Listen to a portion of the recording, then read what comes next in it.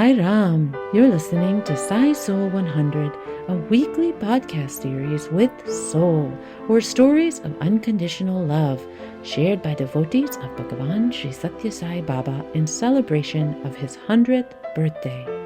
We invite you to listen in on these motivational stories of his constant loving presence in devotees' lives. Offered at his lotus feet by the Sri Satya Sai International Organization USA, Mid-Atlantic region. Welcome to Sai SOUL 100.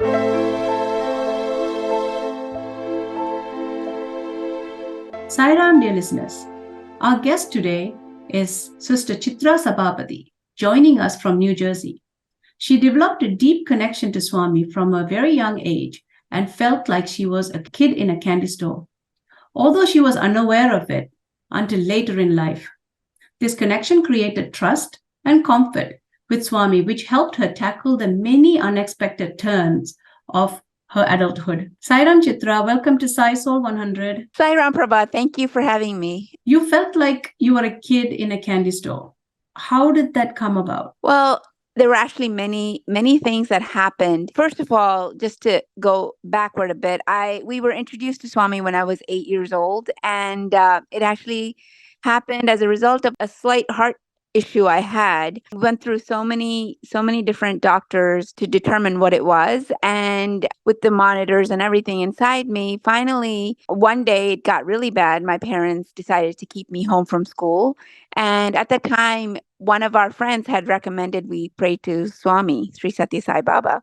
And that's when we started praying. And that particular day, my parents wrote a letter to Swami. We did bhajans at home, and I went to sleep. In my sleep, Swami came in the form of a nun and gave me a cup of milk and said, child, why are you home? You're perfectly okay. You can go to school. That was it, actually. I mean, I went through this heart arrhythmia for like months. And after that dream, I never, ever had it. That was our beginning, sort of like a hook, us coming into Swami's fold. After entering Swami's fold, I went through the Balvikas classes. We went to bhajans on a weekly basis.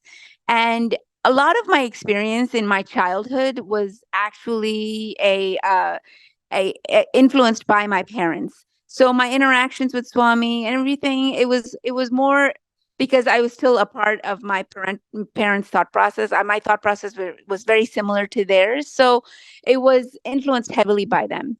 However, it wasn't until I was 18 is when I started to question things. And it was that time frame, 18 to 29, when I started to cleave away from my parents and forge my own relationship with Swami. And that didn't really happen overnight. It was a lot of questioning and wondering, what is happening here? And is Swami really who he says he is? I went to Puttaparthi when I was 18, right after I finished high school. I started to really, really understand that there was something of substance here, and that's what sort of turned me into the path of becoming a seeker. My initial phases. During that phase is when I started to feel like a kid in a candy store, even though I wasn't a kid. I use that phrase because there were so many examples where Swami just handed over literally anything and everything I asked for. It felt like I could do no wrong. And those experiences, then I didn't even realize that these were such special experiences I was having. I just sort of took it for granted. It was one particular incident that I remember very clearly. And that was when I was in college.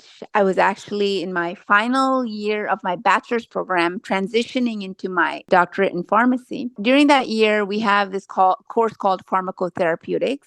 It is basically the summation of all the pharmacy courses you've taken in the last 4 years. And it is sort of the be all and end all of pharmacy, at least it was back then, like 25 years ago. During that time, I was about to take my finals in the first semester, right? It was the last exam of the first semester.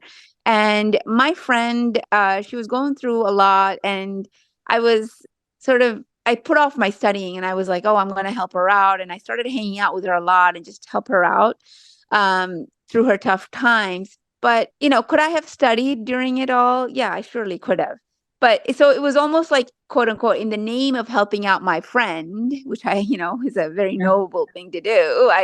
I totally put studying in the back burner, and I failed. I failed that test, which basically meant I failed that course, which also meant that I couldn't move on to the second semester. And then that would mean that I could not proceed to get my transition into the PharmD program, which is what I was supposed to do.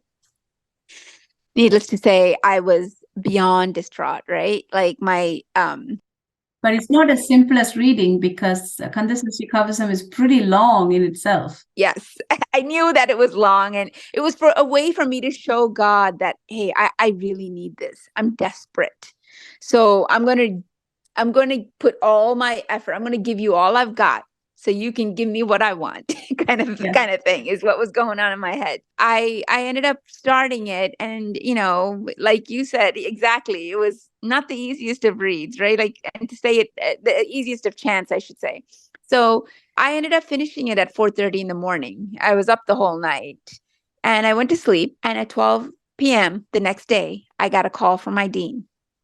He called my house, actually, and which I don't even know if that would happen, right? Like, he called my house. I take the phone, I take the call, and he says, "You know what? We figured out something for you. I'm going to offer you this course in the summer. You take it in the summer, and you go on for the next semester. You take pharmacotherapeutics 2. You repeat pharmacotherapeutics 1 in the summer, and you do well, and you proceed to PharmD program." Oh, wow. Yeah. And my prayers were answered. And clearly I was massively at fault here, right? Like, I mean, I put off my studying. I mean, there was it's just those years of a lot of mischievousness that I displayed. And Swami just embraced me with this unconditional love. I mean, at least this time I prayed for 7 hours. There have been so many times when I'd say a prayer like for a flash of a second, and immediately it would be answered. Like when one time I was taking an organic chem exam in college, and I really wanted an A. I wanted it so bad. And it was a 30-question test, and I'd already gotten 3 questions wrong. And I was about to, I was stumbling on another question. A formula they had given, and I had to pick the right diagram. And I ended up, I closed my eyes. I said, "Swami, please just help me out. I don't know the answer to this." And literally the diagram flashed right across my head. And that correlated with it was a multiple choice question, correlated with A. I circled A. And then I wasn't even done. The bell rang. I still had 2 more questions left. 29 and 30. I just said Sairam, and I circled a letter D, and then Sairam. I circled another letter E for the last question. I handed it in. I hadn't even read the last 2 questions. And the answers were posted at the end of the test. And I went and I checked. All 3 were right. So, and I got my A. Anyway, these are like small, I mean, but these were foundational experiences, which I didn't really, because the way I mean, I have to, when I reflect back on me, the younger me, it was a very selfish me. I got what I wanted, and I just proceeded with life. I tried to pray. I did pray. It's not that I didn't pray, but I always felt like I never gave enough to Swami. He gave me so much. In dire straits, he was always there, but I didn't reciprocate. I always felt that it was always there inside. It was something that I always felt inside. But that said, it never stopped me from going back and asking him for the next biggest need I had. I did it every time. And, that was my young adult years. And he never, ever once denied me. That's amazing. So really, like, you really were a kid in a candy store, and nothing can shake your attachment to Swami and getting what you really asked for. But then you alluded to the fact that as you grew up, things changed a little.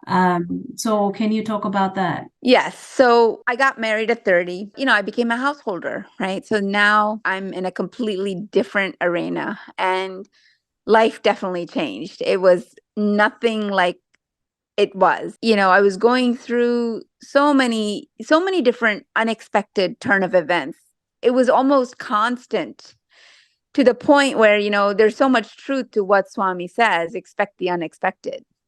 And that's exactly what happened. There were so many again, but now I felt like he was putting me through the grind. And I'm like sitting here going, wait, what happened? I thought I was your favorite child. Why are you putting me through this? Like, really? And I would question him nonstop. And, there's that saying, to those for which so much has been given, so much is expected back, or something. There's a phrase. And I think that rings true to my experiences. And one particular experience that I think really stands out for me, I had my second child, and she was 13 months. We had just celebrated her first birthday, and we were coming out of it. We'd gone out. We came home one Sunday night, and she suddenly seemed to spike a fever. And she seemed really, really hot. So much so that the very next morning I had her in the pediatrician's office. And when I went in, the pediatrician was like, it's too soon to say anything. Yeah, she does have like a 102 fever, but I can't say. It could just be a 24-hour thing. I go home. It gets progressively worse. So Monday I took her in. She stops eating. And Tuesday night, it was 104 throughout the night. So Wednesday morning, I'm sort of panicked, and I get an appointment for the afternoon. I take her in, and she literally looks like a zombie. And she's just sitting there, like, can't even hold her head up. And she throws up in front of the physician. And yet the physician just let her go home. I mean, she took a battery of tests, said she was okay, and sent her home. We come home, and my mother-in-law looks at me, and she's like, Chitra, she cannot be home tonight. She just looks so bad. So we ended up taking her to ER. In the ER, she started seizing. And then they found something in her ear, and they said, oh, she has a ear infection, and seizures are, when temperatures are so high, seizures are fine. And I'm sitting here going, okay, this is good. It's just a passing cloud. She's got an ear infection. We're all good. They take her into the ICU, into the children's section, the infant section. And we're waiting there, and I'm sitting there thinking, oh, everything is fine. Nothing even crosses my head. Meanwhile, she doesn't even wake up for 3 days. She's like conked out completely. 3 days? For 3 days, yeah. We get in Wednesday, Friday. So day 1, day 2, Thursday, day 3, Friday, right? Friday, chief resident walks in, and I'm like totally like phased out. I'm not even suspecting anything. Chief resident walks in and says, I think we should do a spinal tap on her. She hasn't woken up in 3 days. And that's when it sort of like alarmed me a bit that she said that. So I said, okay. And then they did the spinal tap, but I'm still comfortable. I'm like, she's in a hospital. Where else can what better place can she be at right now? And they did the spinal tap. And that night, they had a neurologist come in, and they hooked her up to an EEG. Spinal tap, they said it'll take 10 days. So they wanted to do an EEG on her. And I'm sitting there, and now I'm beginning to wonder what's happening. And then Saturday morning, the neurologist comes back, and he says, her pattern shows herpes encephalitis. He's like, he comes in very apologetically. He's so sad, and he's giving me this news. At the time, I'm like, and I am in the healthcare field. I am a pharmacist, but I'm not really connecting the dots when it's my own child. Right. And when he's telling me this, and he's like, I still can't confirm it without an MRI. So hope and pray that it's not this. Now, just information, herpes A is something that 80% of the population walks around with. Because even if you share a drink and you have an open blister, you'll get it, right? If that person has an open blister, and so it's something that's that common in the population. But what happened with my child was that it had traveled to the brain. And they told us, the MRI can't be scheduled till Monday. Meanwhile, like every 5 minutes, like I didn't know, but she was like seizing, and they'd started her empirically on an antibiotic, an antiviral, actually, because it is a virus. And then so Saturday afternoon, they started her on the first dose. By Sunday night, we take her in for the MRI, comes back Monday that it comes back. They told, and they're all like, wishing us luck, wishing us well, wish for the best. And of course, the worst case scenario is what it ended up being. It was herpes encephalitis. Oh. And we were like shocked, and we honestly, everything was happening and we just didn't even know how to react. It was just like, you're just sitting there, right? And people are just telling you all sorts of things. Anyway, she keeps on, she's seizing, and she keeps on. So it was there, but the seizure would go away. But on Tuesday, now we're almost like a week in the hospital, right? Come Wednesday, it would have been a week. So on Tuesday evening around 5 o'clock, suddenly alarms are going off. The entire unit is in our room, and everyone is saying so many things. And I'm just like, and Nidana is seizing like nonstop. And I'm like flipped out. I can't even calm myself down. And, and I'm just sitting, I couldn't believe what was happening in front of my eyes. At that moment, I just dropped. I said to Swami, I said, Swami, please just take her. I can't watch this. I cannot watch my child suffer like this. So just take her. And I just prayed like that. And that same time, my mom, I think she found out Nidana was in the hospital. She was flying back. She was in transit. And when she was in transit, she told me it was between around 5:15, because that's when she had put Nidana's picture against Swami's picture, facing each other, and prayed to Swami to cure Nidana.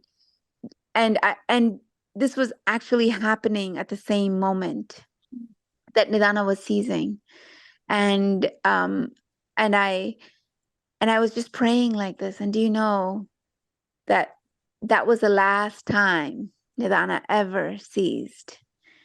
She did go on medication, but that was the last seizure she ever had. This was at the same time that your mother faced your daughter's picture against Swami's picture and said, "Save her." Yes, and that was something that I was only aware of it after the fact, because we were talking about it. And I was telling her this was happening, and my mom was like, "What time?" And I said, "This time." And she's like, "That's exactly the time I was doing this." And it was just so miraculous, right? Like, I mean, randomly things align, right? It's not really random. Swami is aligning everything perfectly. But at that moment, I'm just telling Swami to just take her, because, and what mother will tell God to take the child, right? Like, I just can't bear it anymore, because I've watched this for a whole week. Yeah. And then and that was it. And there was so much more to Nidana's story, because after that, the doctors all predicted so many things. She was put on medications, anti-seizure medications. And for 6 months, they have to watch, if she doesn't have any seizures during the 6 months, they'll do a repeat EEG for 3 days. And if she does not have any seizures, no abnormal brain activity during those 3 days on EEG, they discontinue the medication. Now, during those 6 months, I told Swami that I do not want my children on any medications that's going to affect the brain, period. That's it. I don't want it, and I told him that, and now I'm a little bit more grown up, right? I'm like telling him, I'm praying to him, as opposed to just commanding. But so I told him that, and then they did do the EEG, and they found no need for continuing the medication, so she was discontinued from that medication. And then they told us that she's lost a part of the brain, so she's going to be handicapped in some way. They told us that over and over again, just to be prepared, because it's something that you don't want a 2-year-old or a 1-year-old to experience. Right. And if you see Nidana now, she's more normal than a normal 15-year-old. Like, there's nothing. And she's gone through so much, but it was just one of those, it was such a a moment, like he just came to my rescue, right? Swami just came to my rescue, rescued my child from he stood there safeguarding her against all the possible scenarios that could have gone south, right, for her, based on what the doctors were telling me. And it was just very, very, I don't know what word, I don't know if I wouldn't call it, it was just ironic, because every doctor that came in, and if you've been to like a NICU, you'll see, or any ICU, you'll see there's so many different fields coming in, right? They're all sad that this is the diagnosis you received, and they all shared that with you, and they're like, I'm sorry. And it was almost like them kind of like feeling so much empathy for us, that this is what our daughter was diagnosed with. And in the end, for her to come out, and now, I've had her evaluated almost every year. Like even when she was 5, I took her to the Goriab Center in Morristown, and the doctor literally, like after she completely evaluated her, I told her, I said, Nidana had herpes encephalitis when she was 13 months, and she was writing. She dropped her pen. She's like, what? And I'm like, yeah, she did. And it's so telling of how much divine grace has been showered on her. Just watching just knowing. And I try not to read up when it's your own child. I don't want to know. Like, I don't even want to read anything about it, because I don't want to even remotely expose any negative vibrations to it. So I don't want to fear it. I don't want to think about it. I just want to keep going, because I got Swami covering me front, back, and center. Well, these are such beautiful, beautiful stories. Swami has given you those challenges, but he has shown you that he's right there with you. So your prayers, your connection to Swami is still evident and continues to be evident. It's true. I think it's so interesting, because Swami would always, like I said, in my younger days, he'd always come in my dreams and ask me what I want, and every time, and in that time, in that age, it was almost like that repeated dream. You know how you have repeat dreams, right? It was a pattern, like, and every time I'd say, all I want is you, Swami. And it was interesting, because I would get up and I'd be like, do I really believe that? Yeah. Because I was so young. This was my 18 to 29 phase. And really, he'd come in my dreams so frequently. It was unbelievable, because compared to that now, he's almost nowhere to be found in terms of dreams. I mean, he's everywhere, but you know what I mean when I say, like, he's not coming in my dream as much as he used to. And so back then, it was always all I want is you, and not really understanding, here I'm saying this in my dream, but when I'm waking up in my conscious state, I'm questioning whether I actually believe it. And it's actually coming full circle now, because now I'm realizing in every minute aspect of my life how so dependent I'm on Swami, how Swami is my everything, and how my only desire in life is Swami. All I want is Swami. And it's just something that is constantly coming from the depths of me. And it's just emerging into my conscious state, and I'm becoming, it's constant. That need for Swami. Swami is not a want, he's a need for me. That is so beautiful. Thank you first of all for being here and sharing your beautiful story. Thank you also for actually summarizing this sense of your journey with Swami, which is all you want is Swami, right? So in your dream, you would say, all I want is you, Swami. So with that, we'd like to thank you for being here with us, Sai Soul 100. Dear listeners, thank you for joining Sai Soul 100. I am Prabha Swaminathan, and today's Sai Soul 100 was with Chitra Sabapathi. Until next time, Jai Sairam.